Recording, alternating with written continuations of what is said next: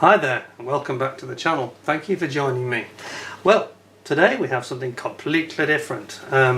Spurred on by some of these Matchbox historic kits, I thought I'd have a look around for any other interesting kits and seek recommendations on something worthwhile that's not too big or expensive or impractical. But actually as a kit it's actually fairly hard to get hold of, so I may get some criticism for mentioning it because you may think I like it and I want it, and it's a little bit tricky to get hold of. I got this from Poland. It's the Hasegawa 172nd Jaguar Gr.Mk.1A.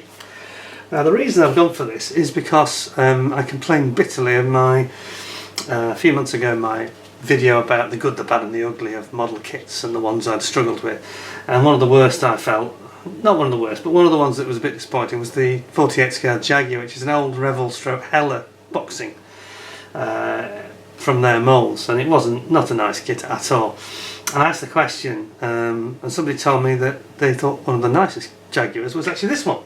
So it's from Hasegawa. Now Hasegawa, we have tried one or two of theirs in the past. Generally they're very, very good. They did the Phantom FGR 1/2. Everybody reckons that's the best Phantom of its type that's currently available. Same goes here, I'm told. So let's have a look at this and get diving into it. So, as I say, it's a little bit tricky to get hold of, but I got one from Poland, so it's not that difficult. It wasn't expensive. I paid £12, I think, for this. £8, but about £21. Despite the Brexit and all the other problems with the COVID virus, it actually came quite quickly. It took about 10 days to get here, which I thought was very reasonable. Because I expected this to vanish for months, to be honest. But I think the guy I bought it off, pretty sure he's a model shop, but he trades as if he's a sole individual. I think that enabled him to, because its value being low, it came through the post. No duty, no problem. So, it is kit number 00432. Let's zoom you in so you can see this properly.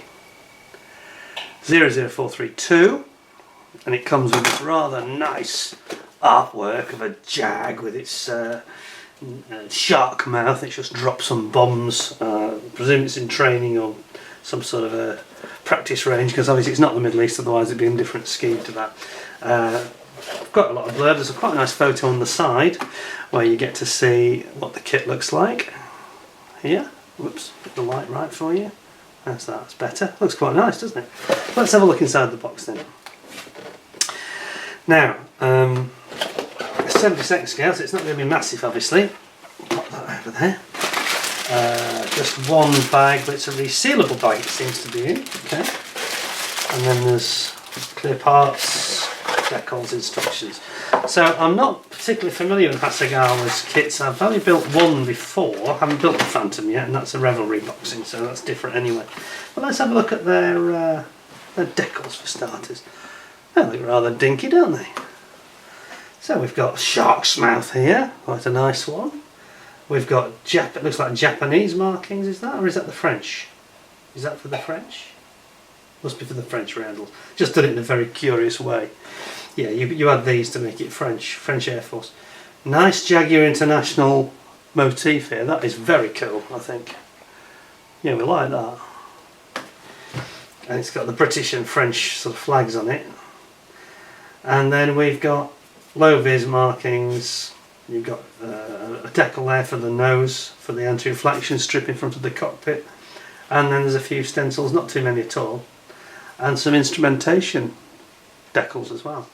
Very nice, very nice. So far so good. Let's have a look at the instructions. Don't know what to expect.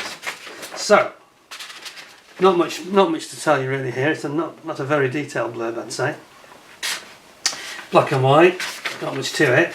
You open it up and it starts off with a weapons loadout, which is kind of curious at the beginning, isn't it? Not something I've seen before. And it's got three variants. It's got Jaguar International, Jaguar A or Jaguar Gr.Mk.1. The difference, I'm not an expert, the difference is mainly to do with the tail, I think. I think the Jaguar A's got a different type of a pitot on the front of it. And different tail pod. Or no pod in the case of the Jaguar A.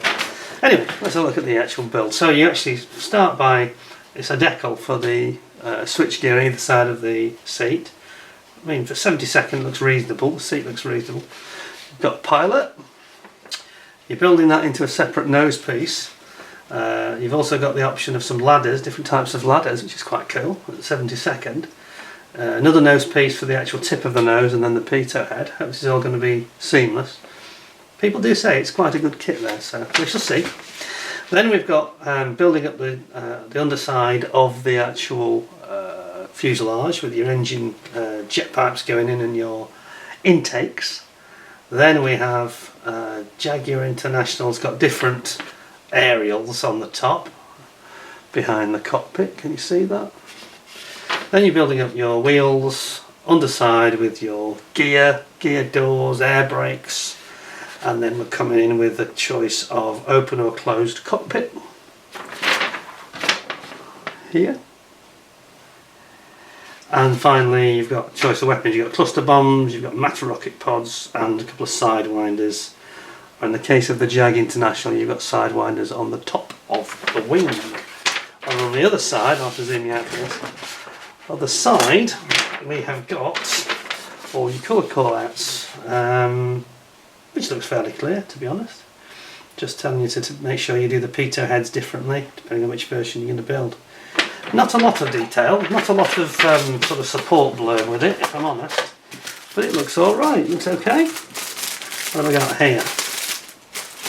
What's it saying here? Hasegawa Corporation. It's just a tip sheet and then what appears to be our canopy, so I'm going to separate those two. I think I'll leave it in the bag for now, just in case. Let's have a little look closer though. It looks quite nice, doesn't it? Yeah, it looks nicely moulded, looks pretty clear, no scratches. Yeah, happy with that. Looks right to me. Yeah, can't really fault that, it's fine. And then we've got the main bag, which as I say is in a resealable, I think. Or is it? I got that wrong. No, it's not resealable, it's just in a bag. Just in a bag. Well, we're going to take it out of that bag, so don't worry. Let's show the viewers what they want to see. They want to see it out in the open, not in a silly bag. Let's have open that. No messing. We don't mess around on this channel. Unless it's wing up wings, then we do mess around. Okay. Right, we've got 1, 2, just 3 sprues, so it's nice and straightforward. We'll start with this one.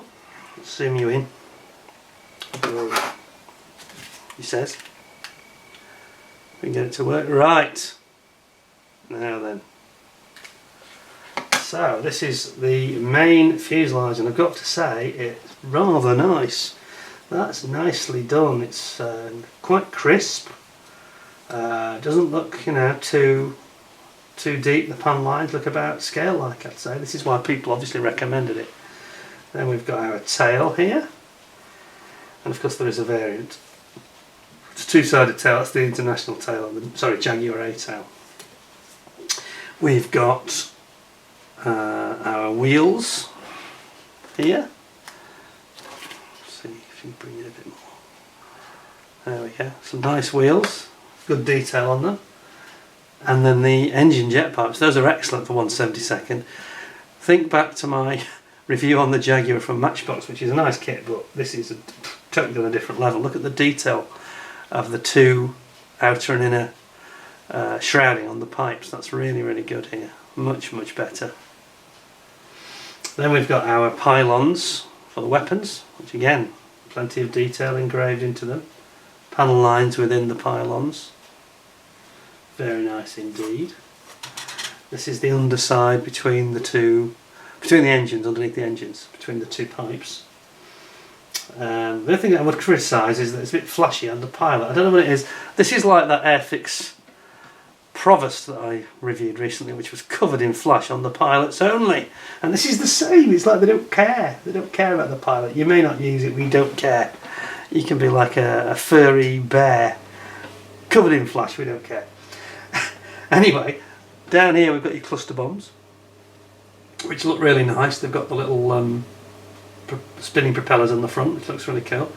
Quite nicely figured Matra noses for the Matra pods. Can you see that? I don't know how well that's picking up on the camera. Yeah, there we go. They're quite nicely done. And then you've got the pods themselves here. So it looks pretty good. I think that's a nice sprue, apart from the pilot, which looks a bit It looks like a bear to me, like a teddy bear. It's so furry. Right, so look at this one. So this has got all the nose and the tail bits in it. So you've got this option of these two different pitot heads here. That's the A1, the international one. That's the standard British one. And then you've got, similarly, you've got obviously a difference. You've got the British at the top here. This is the British laser rangefinder nose, and you've got the Jaguar A, which has not got that. It's just a bit more pointed, and there's no windows. Laser window here, no window here. Then you've got your cockpit, which is a little bit basic if we're honest by modern standards, but it's not bad. It's not bad. Two sidewinder rockets. Then we've got the two sides of the nose itself, and your Aiden cannon there at the bottom. Here. And then the tail, and this is the Gr.1 tail, the British tail. So that's good. It's two-sided, as you can see. Looks very good. I like it. Finally, just one more sprue. It's only a small kit, isn't it? And we have the wings, which are all in one piece. It's all a completely pre-moulded, full one-section wing, which does alleviate some join problems, I guess. They've still gone for this sort of overlapping, almost Heller and Airfix style, haven't they? Although I suspect from what I've heard, this fits a bit better, so it might be okay. You've got your tail planes, which appear to be able to be posable, because they've got a proper pivot spigot there. Here are your intakes, intake baffles. You've got your main gear legs here. Nose leg here, obviously this is the nose leg and those are the main legs. And the Jaguar has this almost like a taloned bird of prey look to its undercarriage, which is very, very durable and can take off and land on some very, very rough terrain. In fact, the Jag, one of its great assets. They tested it on the field at Wharton, just landing across the field, across between the runways, 45 degrees, bouncing up and down on the grass. No problem, took it no problem. And also there was some testing where they showed them being landed on the motorway nearby. You've got this ladder option here, you've got your air brakes here, and here's your door for the front landing nose wheel leg, and then you have got central pylon if you have the central cluster bombs. Is that the central one? Yes, it's one of the two options on the pylons. And you've got a choice of the two ladders, as we mentioned in the instructions. You're getting quite a lot. You've got your aerodynamic strakes under here for the back, under the engines. So that's it. I mean, it's pretty nice. I think that the just have a close look at this wing. I think the wing looks pretty good, to be fair. It's nicely moulded. It has a reputation for going together quite well. Whether the actual wing itself is at the right, it's not warped, is it? No, I don't think so. Looks good, actually. It's very nice. Well, there we go. Something a little bit different. I think in terms of marks out of 10, I think I'd probably give it an 8.5, something like that. I think the pilot's very poor, which spoils it a little bit, but to be honest, I'm perhaps being churlish. If you don't put the pilot in, problem gone, you know. But it does look nice. You've got several options. Got some nice artwork. Been nicer if we'd had a little bit more detailed instructions, but you know, it's 1/72, cost 12 quid, you know. It's pretty good, isn't it? For 12 quid, forget the postage, but £12, I think I got a bargain here. It's a really nice kit. So if you want a nice Jag, I say, I haven't built it yet. I do hope to. I've got the old 1/48 Airfix one, which isn't a nice job. I didn't do a good job of it. It wasn't a nice kit particularly. I think I might replace it with this and do a proper job on it. Get myself a nice paint job like we see there with a shark's mouth on it. I think that would be a nice addition to my collection. And being smaller, it would create a little bit of room as well. So there you go. If you fancy a Jag, and the word on the street is this is the one you're going to need until such time as Airfix. We all hope that they're going to retool their 48, but we also hope that about the Buccaneer. We're still waiting. Anyway, thanks very much for watching. I say 8.5 out of 10. Nice kit. I think that'd be quite good fun to build, really. Hope you enjoyed the video. If you did, please give us a thumbs up, and if you haven't done already, please click the subscribe button and subscribe to the channel. And if you already did that, then please don't forget to ding the notification bell, and then you'll get plenty of warning when there's another video coming up in the near future. That's all from me for now. I hope you enjoyed the vid, and until I see you next time, thanks a lot for joining me. Stay safe, and bye for now.